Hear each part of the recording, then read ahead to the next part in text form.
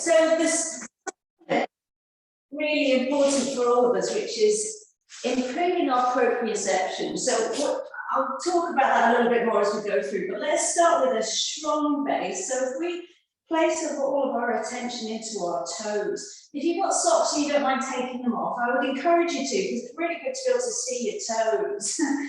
So when you're ready, if we have the feet hip distance apart, and let's just lift the toes and see if you can spread the toes to the point where you can see air space between all the toes, and then place them down again. We're going to do a couple of things where it doesn't matter if you achieve it or you don't.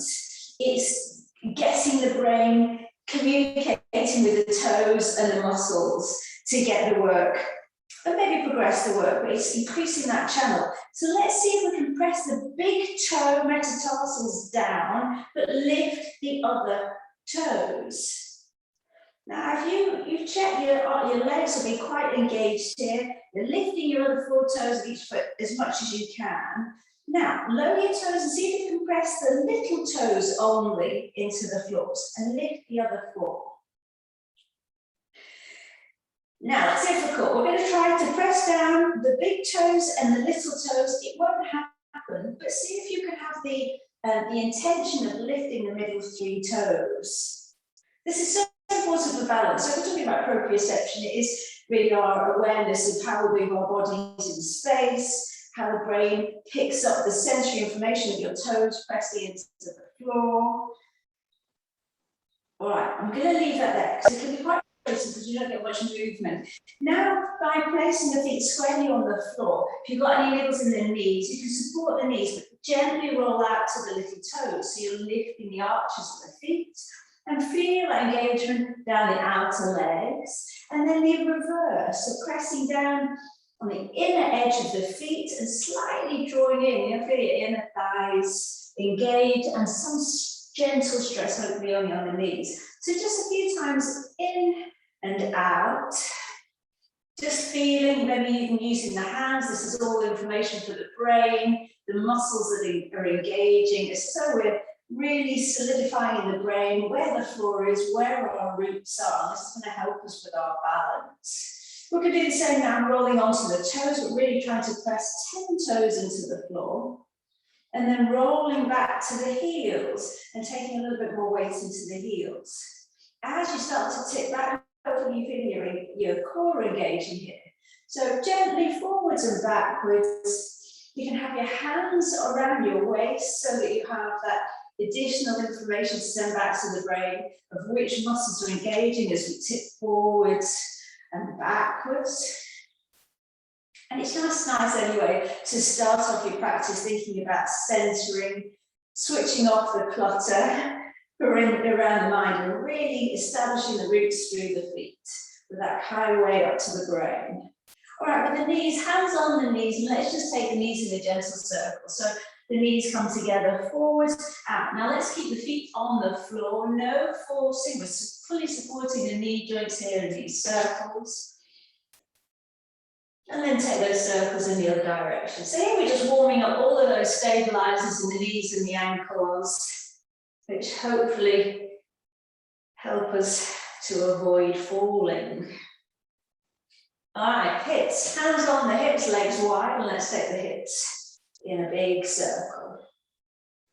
So we'll be moving on to mindful walking, where we have to be very aware of the muscles in our core engaging, to engage and make that movement, the knee lifting or stepping back to a lunge, really mindful, smooth, safe, and strong.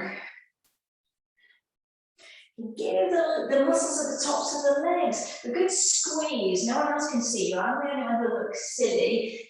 You know, get the brain thinking, yeah, come on, these are the muscles I want to lengthen, strengthen, release if you're holding tension. So change direction if you haven't already with the hips. A nice mobility going in the hips. Moving on to the ribs, hands on the ribs, and let's take the ribs as far over to the right wall as you can, staying upright. You'll feel a light tug Lower down, perhaps around those waist muscles, come center and across to the other side. Feeling that gliding side to side, maybe a small movement. But this part of the spine, we tend to lose a little bit of height there. If we keep mobility going and awareness, so the brain is aware which muscles are engaging. So just feel, be curious about where is the obstruction where I can't go any further. For me, it's just here below the ribs. I can really feel it in the waist. All right, you can soften the knees, hands forwards and backwards, press the ribs into the front hand and then back. So the ribs are gliding forwards and backwards. Hopefully the pelvis is pretty much staying still. You can use the hands on the hips just to get this movement forwards and backwards. And then let's try it in a circle.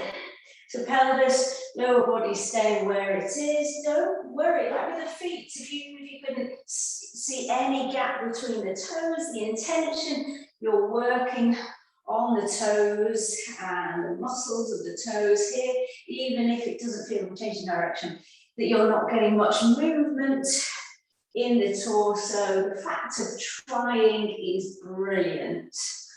And onto the shoulders. So we've got strong feet, knees, hips, ribs. Now let's talk about the arms. Let's roll them in, then up to the ears, lift the arms, flip the palms so they face each other, and then shoulders back and down. Now, that movement we're used to doing, we often do these shoulder rolls, don't we?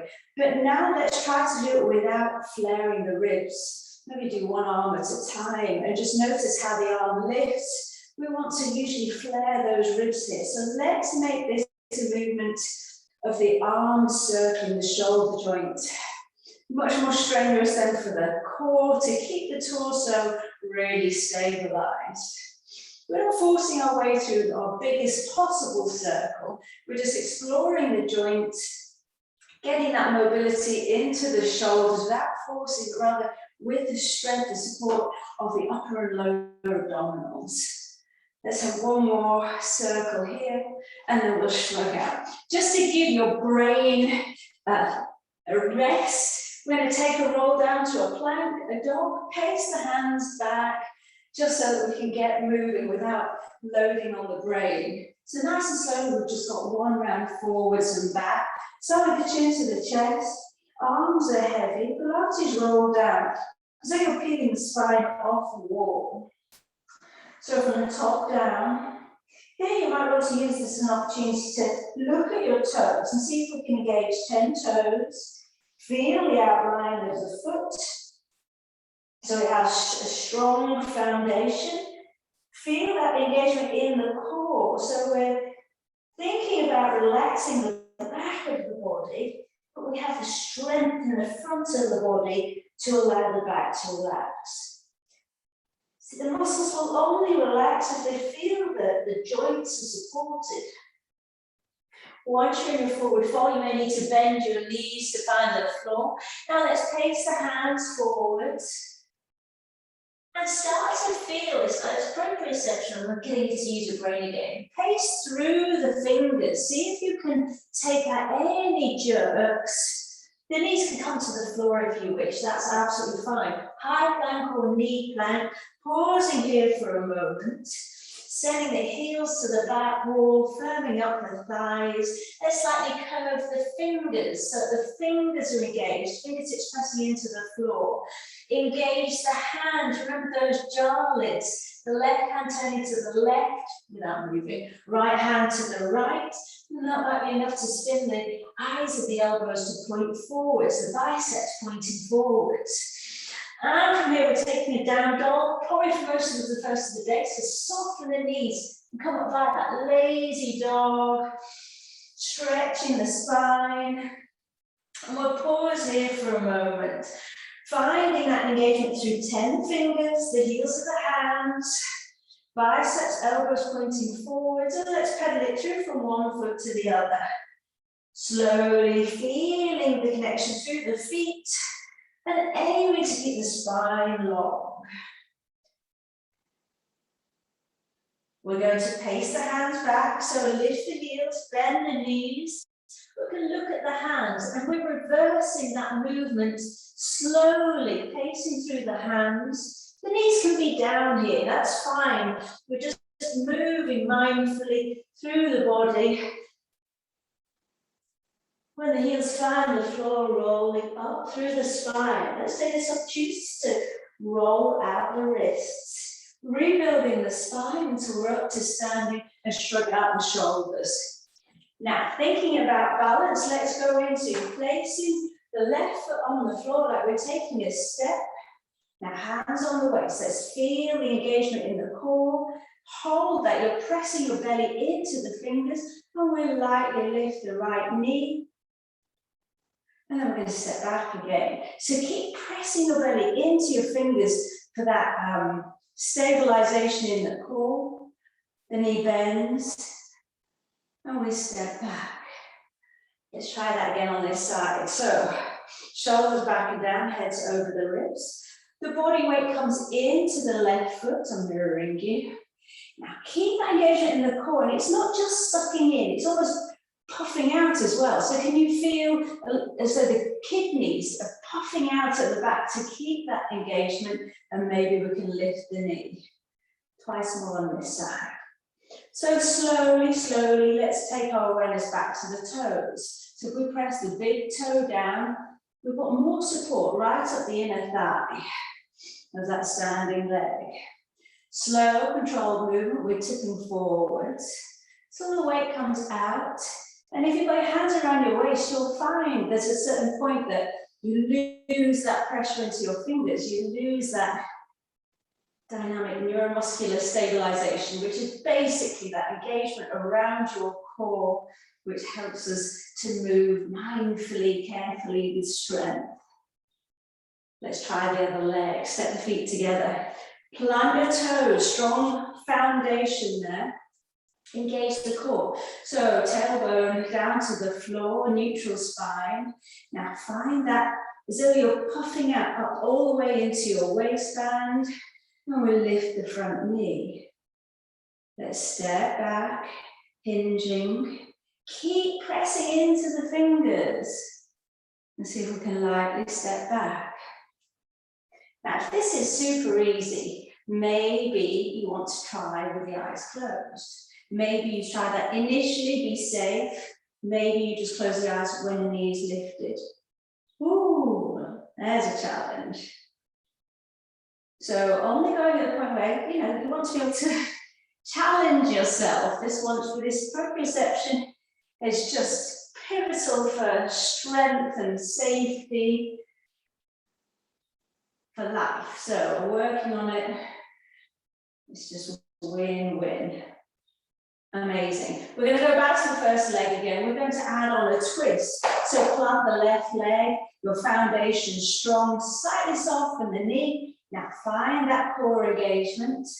We'll step back and we're going to meet in a high lunge. So if you need to hold anything initially just to find your setup, that's fine. Front knee bent, back leg straight, tailbone slightly tucked. Let's take the arms out wide. Take a deep breath in, and as you breathe out, we're turning the chest to face the left wall, keeping the front knee forward. We'll breathe in back to the center. So here's another one. If this feels very easy on your balance, you can close your eyes, but only maybe for a few seconds, try it out. Go a little bit slower and feel your way into the twist. So keeping the arms wide, and we keep the pelvis stabilized. So we're avoiding twisting that back foot. Pelvis stable, spine long into the twist. Just working into those muscles of the waist. Hopefully you're going far enough that you can feel your obliques. Let's have one more in this direction. Hopefully you're getting a nice hip flexor stretch on the back leg, the hip flexors of the back leg. Now, Just to surprise you, let's take a warrior 3 before we switch legs. So that might be hands in prayer and coming into the back toe. Maybe you start to play with the idea of lifting the back leg. And let's see if we can keep that idea of puffing out into the waistband, particularly into the kidneys as well. So the back of the body, the engagement all the way around. So any layer of balance, however deeply, keeping that engagement in your core. Let's change legs. So come into a high lunge with the other leg. Plant the foot, right foot, back heel, lifted, slight pelvis tilt so we get that hip flexor stretch, arms in a wide T. Stabilize the pelvis, pelvis hips stay pointing to the front, and the out breath, we take the twist. So you want to actively work the knee forwards, and even in this position, you can almost feel like a scissoring of the thighs. The inner thighs working that stabilization. Moving with the breath as we breathe out, navel to spine, shoulders are down. The back heel stays lifted into the back wall rather than swiveling.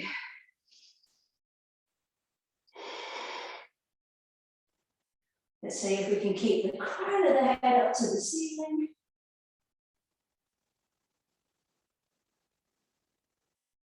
Last couple. Arms wide, shoulders down.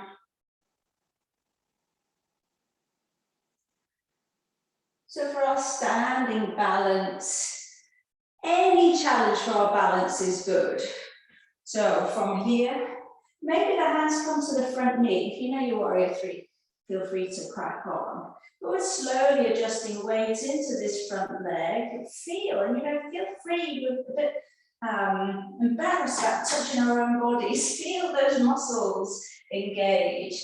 Feel the waist engaging and helping to support you. Big toe press down. Slowly come out. Shake out the legs.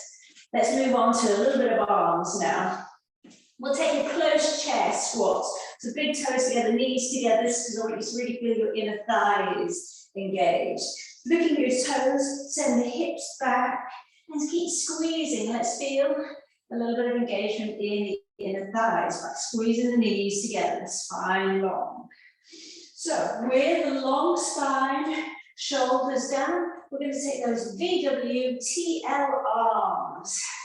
So when you're ready, let's float the arms up into this V shape. And then as if you're on a pull-up bar, draw the elbows towards the waist. We're in a W. Arms out wide, we're still squeezing the knees together. And then elbows into the waist with the palms facing up with shoulders down. 2 more rounds. Breathe deeply, keeping that engagement in the core, maybe sinking a little bit deeper into the heels. You can still see your toes. Pull up bar, as if you're pulling your head through the top of a cloud, neck long, and then arms out wide. Flip the palms face upwards, elbows come into the waist. These are offering goddess arms. Last time in this position. So you can maybe sink a little bit lower, but keep that length through the spine. We're in a V, W, capital T, and elbows into the waist. No break. We come into parallel thighs, but hopefully, because your brain can now feel, even though they're no longer touching, feel that engagement down to your big toes, inner thighs.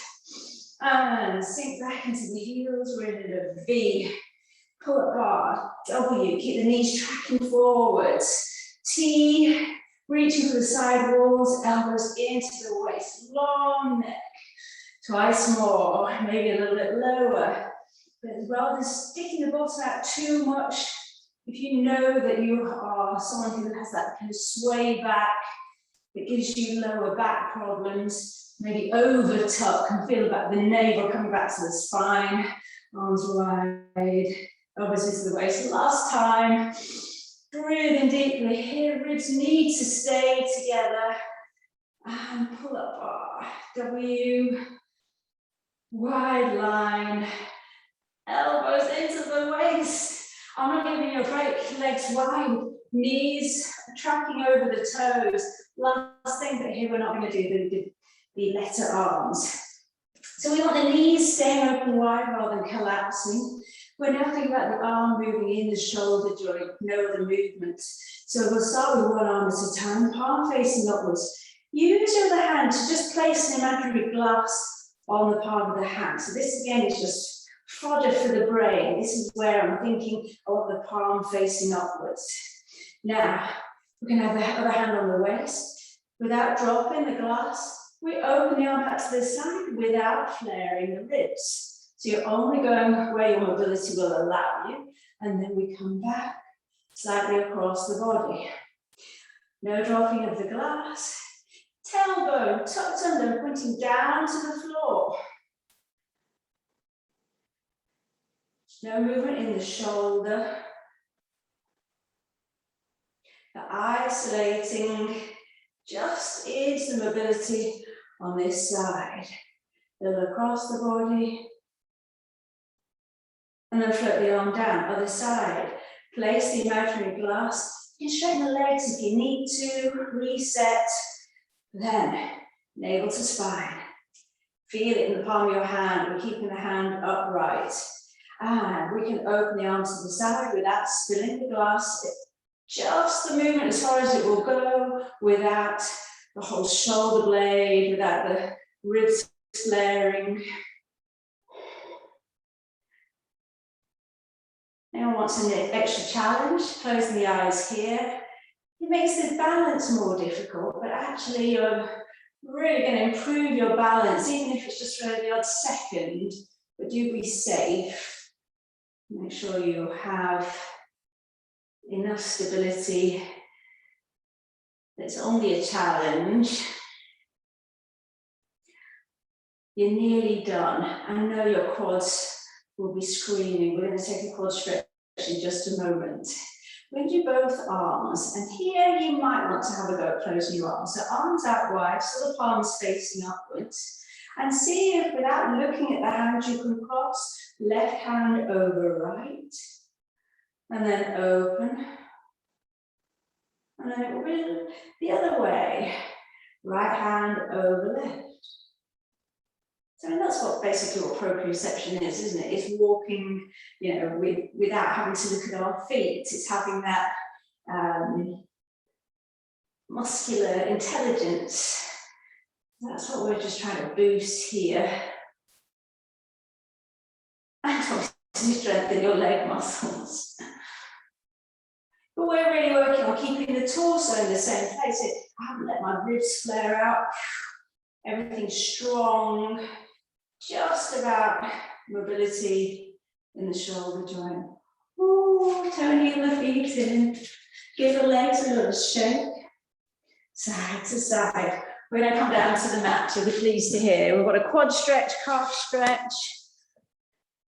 So you can take a roll down to the mat.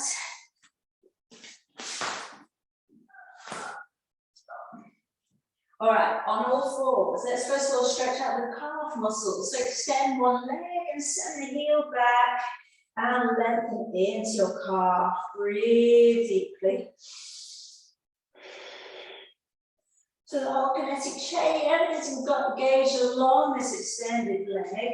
But just because we're working on extending or easing out the calf muscle, we have some engagement through those 10 fingers, slight curving of the fingers, the other side knuckles, the sense of turning the jaws. That's going to give us that strength, tone up the arms, and encourage that external rotation of the shoulders, which is the better place for the shoulders.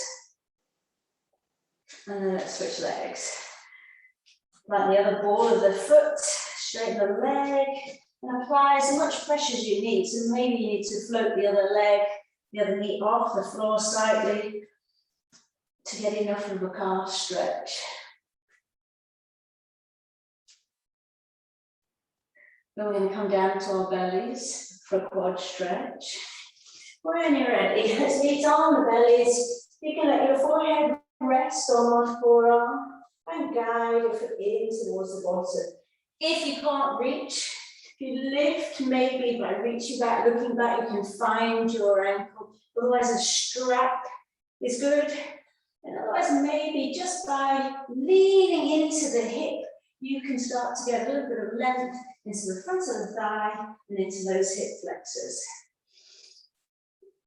So when you're holding, or just slightly leaning on the target hip, placing more weight onto the target hip, we can breathe and settle there. For one more breath.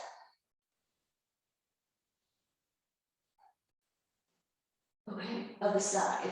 So either holding the ankle or just leaning over into the hip and finding where you can get a little bit of pressure on the quads and length into the hip flexors.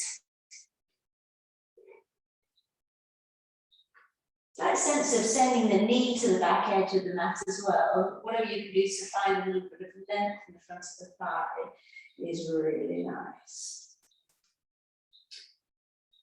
So with that extra bit of focus work on the toes, we'll stretch the tops of the feet, which so rarely get stretched, by sitting on our heels and leaning back.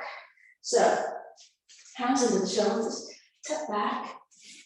So sitting on the heels, if we slightly lean back, we might be able to lift the knees. And it's up to you how far you lift. Quite quickly you should feel that stretch in the tops of the feet. So no overdoing it. You can come back onto the forearms if that allows you to lift the knees. But as long as you're getting a little bit of length into the tops of the feet, that's good. And then let's just breathe into it wherever you come to here. Maybe giving the shins, the ankles a little bit of a rub. No overdoing it. It doesn't take much of a stretch to release out those muscles. We've got time for a quick cycling. Are we ready? Onto your backs, wiggle the toes. Imprint the spine, hold the head in the hands, and let's crack on straight away to extending one leg. And no flapping cycling. This is conscious, mindful cycling. So imprint the spine slowly, so there's no loss of engagement in the core as we switch to the other leg. Mindful movement side to side. Just keep going.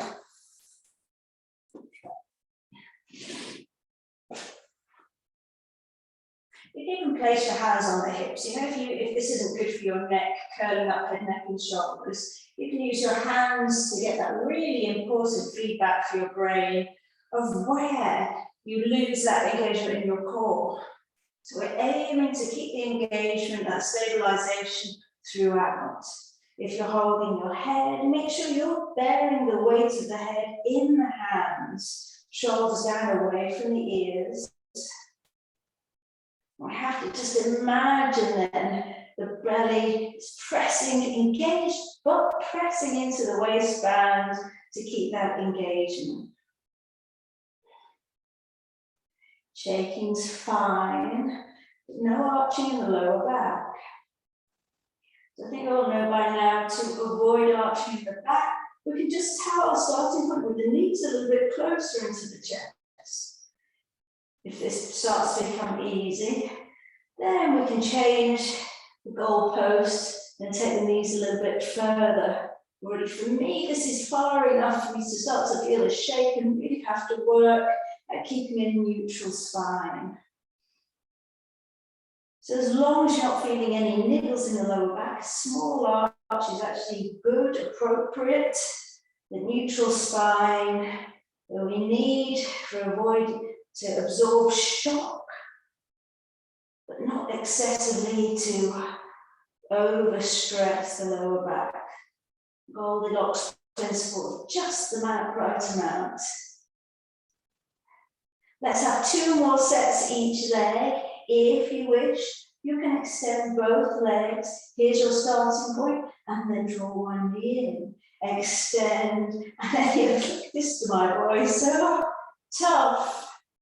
We're on our last set.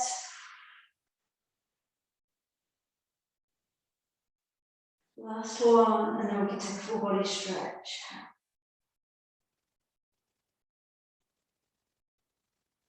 Wonderful.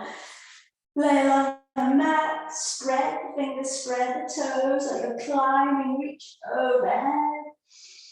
Deep breathing. Here we're going to stretch out the abdomen.